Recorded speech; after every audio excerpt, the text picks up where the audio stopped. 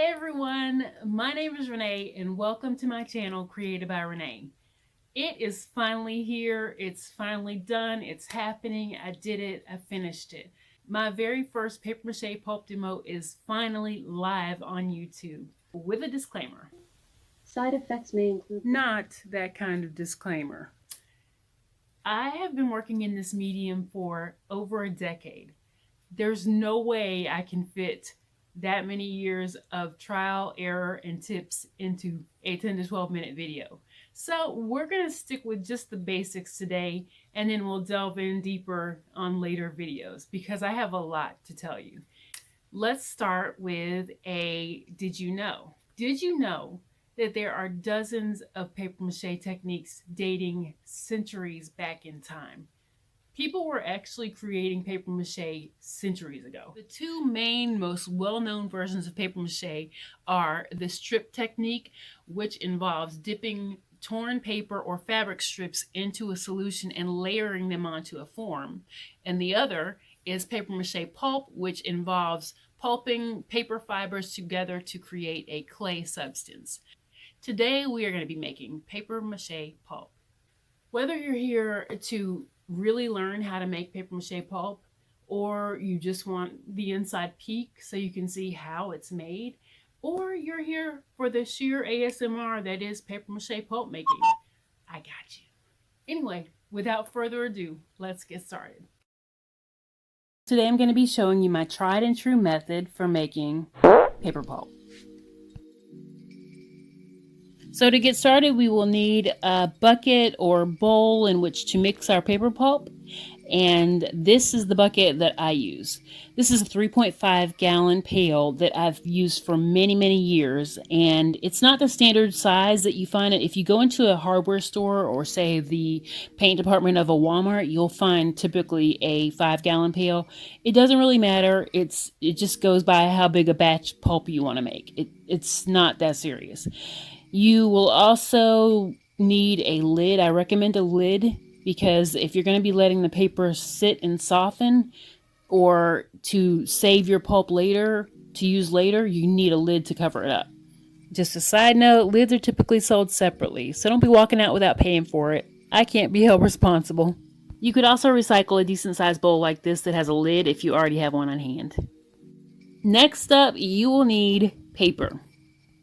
I typically use a combination of newspaper that I shred by hand, also printer paper, copy paper, and mail that I've put through my shredder. I'll also throw in brown packing paper if I have that on hand because it's a nice, soft, easy to shred paper. Next, we will need glue. I use plain old basic white PVC glue wall. Typically the Elmer's brand, but I use the glue wall, not the washable school glue, because the glue wall, in my experience, dries harder and stronger. I keep the gallon size on hand, but by all means, you can use a little bottle. It just depends on how much pulp you think you'll need. Next up is water. Now, what kind of water do you think we would be using to make paper mache pulp?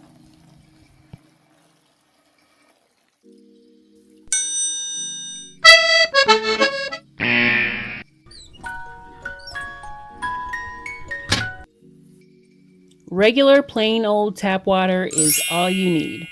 I don't think there's a difference between hard water, soft water, any of that. Just water from a tap. As for measurements, there are none. I just fill my bucket with as much paper as I can fit. Once I add more water to this bucket, there will be room for more paper.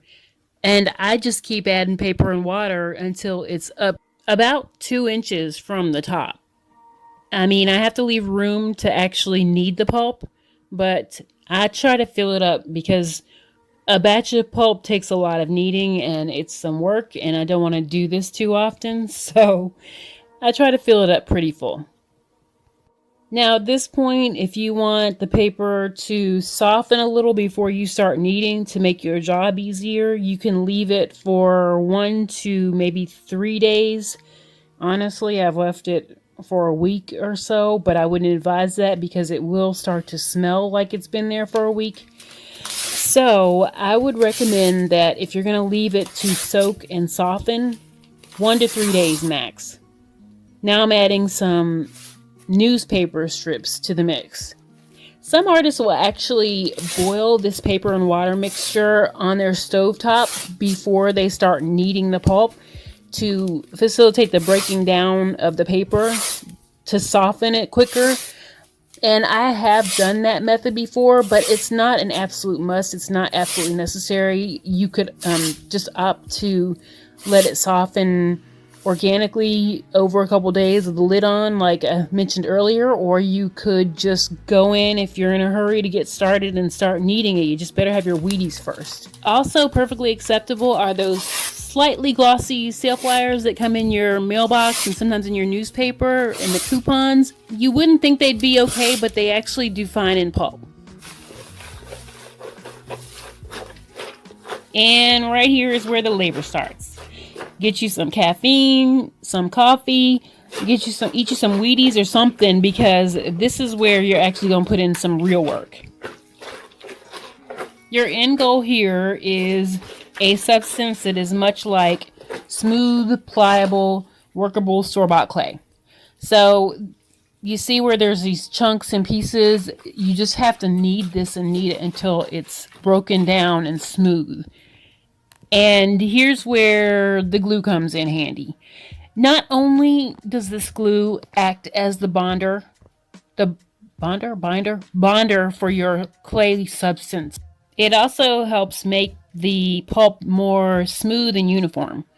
And I started putting it in earlier in my kneading process because it actually helps things smooth out quicker and easier.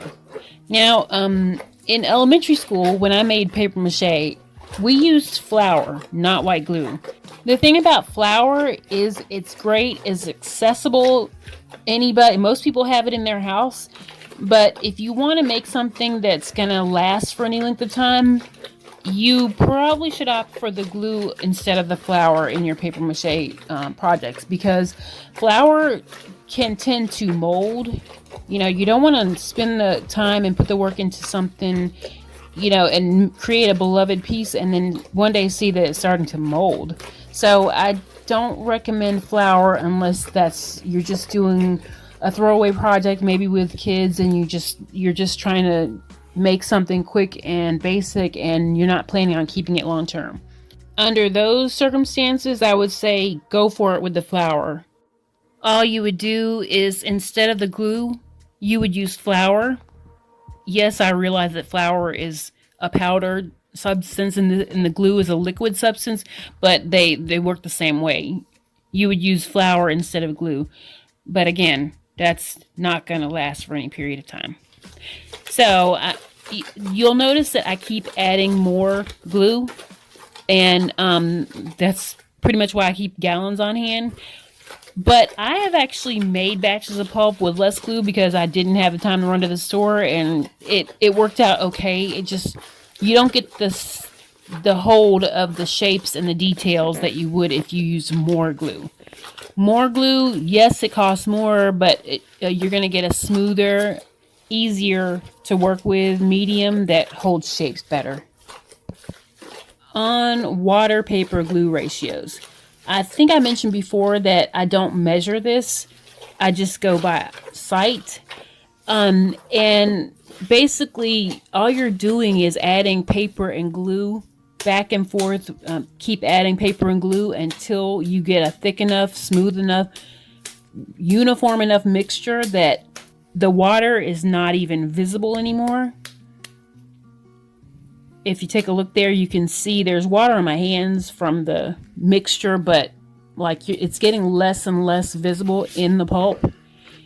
And that's what we're going for. As I keep working it, it'll start to look more like clay. A fellow artist, a friend of mine who also works in pulp, was recently talking about how much she hates the process of wringing water from the pulp. And I wanted to talk about that. So basically, wringing water, I would literally stand over my bucket of pulp with another bucket on the side, and bit by bit, just pick up the pulp in blobs and just wring water from it. But then I eventually discovered through trial and error that just gradually adding a little bit more paper, shred, or ripped a newspaper at a time, and then adding more glue and then just continually kneading it, eliminated the need to wring any water out of the paper pulp. Because like when you're mixing cake batter and you're pouring in the dry ingredients and your batter thickens up and it gets uniform, it's the same way with pulp. If you continue to add more paper and more glue or bonder, some people, this artist friend of mine, I believe she uses wallpaper paste.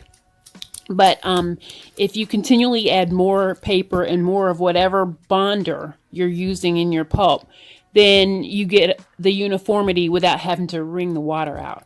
And I hope that makes sense. I hope I'm explaining that clearly. And I'm hoping that she sees this and she sort of tries it out. But yeah, just I don't see the need for wringing anymore, because this way the water just gets mixed in on its own, and you end up with a larger batch of pulp on the other side of it too. You don't even have to wring the water, and you end up with a bigger batch of pulp, and you have a big bucket of sculpting medium that'll last you for a week or two. Now here I'm just checking the consistency of the pulp again to see if it holds a shape, if it's uniform. And I think it might be about time to employ another measure. Okay, well, maybe not that. Although I have wondered if that would work. For now, I think I'll stick with the tried and true method, which is my hands. And that is how I make paper mache pulp. See that? I am so happy with that. It's smooth, it's uniform, and it is ready to sculpt something amazing. So we're coming to the end of this video, and I have actually used most of the pulp that I made for this video in various projects, which is exactly the point. I love having a bucket on hand ready to go for whenever inspiration or an order strikes. Anyway, one last thing I wanted to show you is the difference between pulp straight from the bucket and that last step where I just toss it back and forth. The pulp on the left is the pulp straight from the bucket, and the pulp on the right is the one that I invested more time into tossing back and forth.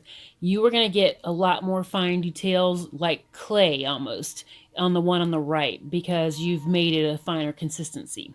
Anyway, that brings us to the end of this video. If you've watched this video to the end, thank you so much. I appreciate you. If you're now wondering what to do with your new batch of pulp, stay tuned, subscribe to my channel, click the bell button for notifications when new videos are live, and keep an eye out because I will be sharing so much more about this and other creative topics. See you soon! By creating an imaginary picture